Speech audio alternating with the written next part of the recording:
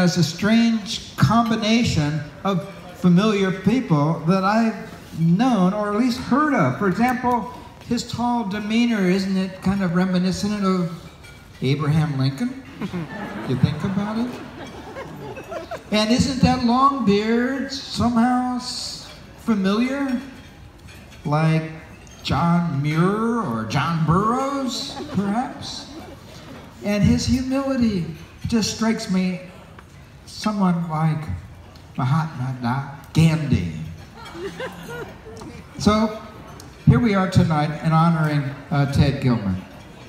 As Conan mentioned, Ted is not here in person, but he is joining us in spirit, and with the help of technology, he's watching us by live streaming. So please turn your attention to the video screens to be introduced to Ted. Oh my God. Not many organizations have been able to say that they've had someone in their midst for 40 years who continues to draw and inspire people. To Audubon, Ted Gilman is everything. Ted is an encyclopedia. Our phrase was, we don't Google it, we Gilman it. Encourages everyone at whatever skill level to open their eyes, to be keen observers. I honestly don't think he knows how many people wouldn't be in the position they are in today without his inspiration. He's like a Pied Piper that wanders through the woods, sort of a cross, I think, of him between, oh gosh, John Muir and Gandhi. I first met Ted when I was 16 years old. Ted's passion for nature and childlike curiosity was contagious. It was really one of those formative experiences that ultimately led me to find my way back to Audubon Greenwich as its director. I met Ted over 15 years ago. As a kid, I had a major passion for birds. Fortunately, Ted always welcomed not only me, but anyone else who had that passion. Now, having worked here for 5 years, I have always put the sharing of excitement of nature with all ages first and foremost, and that is directly a result of Ted's work. Ted is a dynamic mentor of young people. Clearly, this tall, bearded fellow really cares.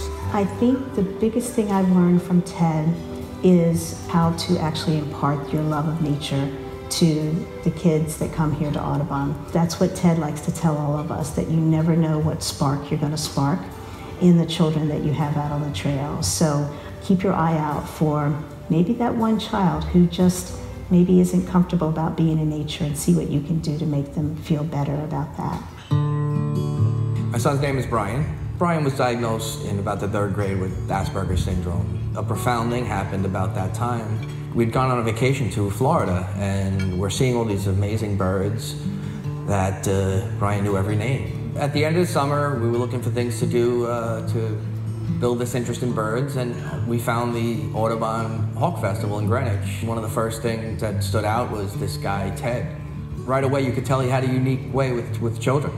He would notice that kid who was standing in the background and would try to get them engaged. He was just very pleasant to everybody and kind of felt like home. Ted was just amazing with Brian. I mean, his compassion for a kid that might not be as energetic or enthusiastic as some other kids. A child like Brian, you know, has an opportunity to really make an impact in the world. The Audubon gives him opportunities that might not have existed for him if we hadn't found Ted Gilman at Audubon Greenwich. Ted is Audubon Greenwich.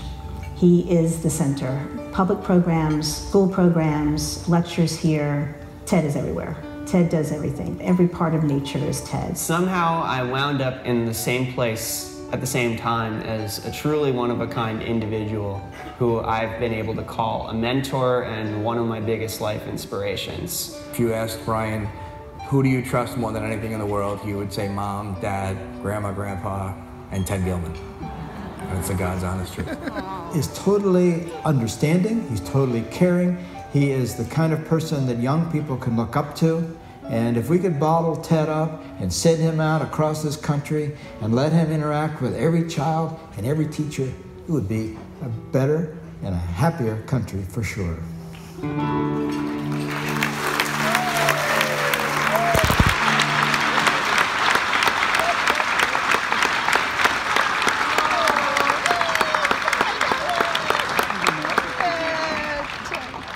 Ladies and gentlemen, please welcome Margaret Lechner to the stage to accept the 2018 Katie O'Brien Lifetime Achievement Award and this certificate signed by Senator Christopher Murray on Ted Gilman's behalf.